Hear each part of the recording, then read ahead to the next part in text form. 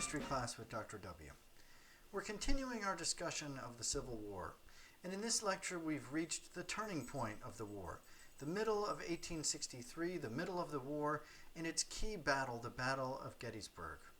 We'll also discuss in this lecture the increasing role of black soldiers and their role in the Civil War.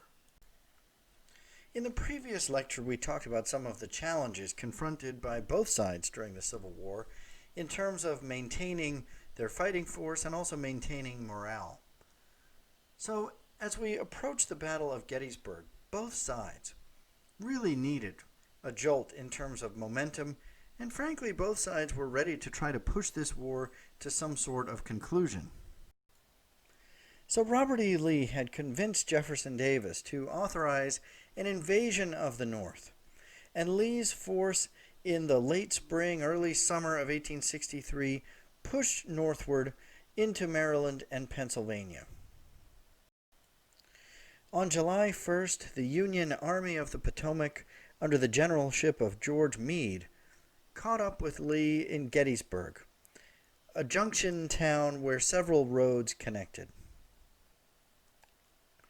The ensuing battle, the Battle of Gettysburg, is the most important of the Civil War and marked a definitive swing of momentum from the Confederacy to the Union by the time the war was over.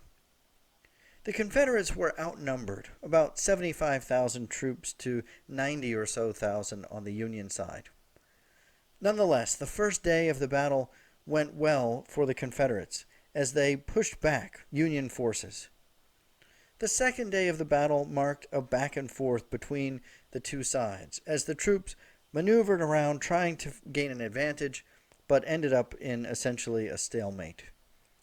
It's the third and decisive day that is the best known of this three-day battle, for it included one of the turning points of the entire war, Pickett's charge, as General George Pickett led a charge of Confederate troops, about 12,000 men, across a mile-wide open field to Union forces that were perched on a peak known as Cemetery Ridge.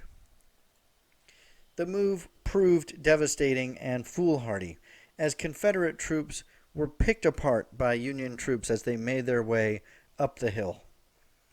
Pickett's division just seemed to melt away, one witness recalled. Nothing but stragglers came back. Over the 3 days of battle, there were more than 50,000 casualties between the two sides, 23,000 Union and 28,000 Confederate soldiers either killed or wounded. Lee and his men were forced to retreat, heading back south to Virginia. And though Lincoln was disappointed that there wasn't a follow-up kind of death blow by General Meade, it was nonetheless a decisive battle and marked the last time that Confederate troops invaded the North. At the same time, on the Western Front, Ulysses S. Grant and Union forces had laid siege to the Confederacy's last great stronghold on the Mississippi River, Vicksburg, Mississippi. On July 4th, Vicksburg surrendered, giving ultimate control of the entire Mississippi River to the Union and marking the second decisive victory in the same matter of days. Momentum had now swung once and for all toward the Union and away from the Confederacy. Even after the victories in Gettysburg and Vicksburg, the Union still was far from total victory. More than 2 years still remained to be fought in the war, and many huge, bloody battles lay ahead. And so both sides continued the difficult mission of recruiting forces to fill their armies. For the Union side, that led them increasingly to turn to black soldiers to fill the regiments that were shrinking as the war went on. And I mentioned in a previous lecture that volunteerism had slowed as the early months and even years of the war had not gone well for the Union.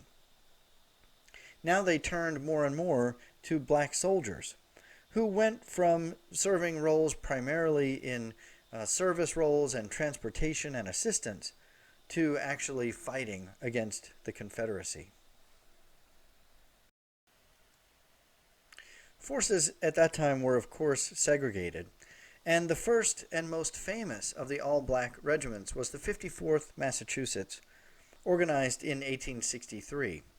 It was led by Colonel Robert Gould Shaw, who was a Massachusetts abolitionist, and included the sons and descendants of many famous African Americans, including Frederick Douglass and Sojourner Truth.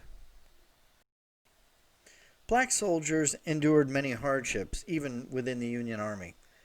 They suffered difficult conditions. They were often given less than adequate supplies and provisions. Their pay and medical care were inferior to white soldiers, and they were often assigned the most difficult and dangerous tasks when they were available for such service. They also suffered notoriously poor treatment if and when they were taken capture by the Confederates. In the most notorious incident in April of 1864, Confederate troops murdered dozens of black prisoners in the Fort Pillow Massacre in Tennessee. Nonetheless, black soldiers played an important role in the final years of the war. About 198,000 black soldiers fought in the war, including 144,000 former slaves. And as I mentioned in a previous lecture, about 38,000 black soldiers died in the war. They also saw combat service in a number of important engagements and showed their valor and their ability to fight. Notably, their first major engagement came at Fort Wagner, a Confederate outpost near Charleston Harbor. About 100 African American soldiers were killed in that battle, but it proved their valor and their willingness and ability to fight for the Union cause. Most importantly, black soldiers fighting in the Civil War would inspire them and many other African Americans to pursue equality in the aftermath of the war. As Frederick Douglass said, "Once let the black man get upon his person the brass letters, U.S., let him get an eagle on his button and a musket on his shoulder and bullets in his pocket. There is no power on earth that can deny that he has earned the right to citizenship."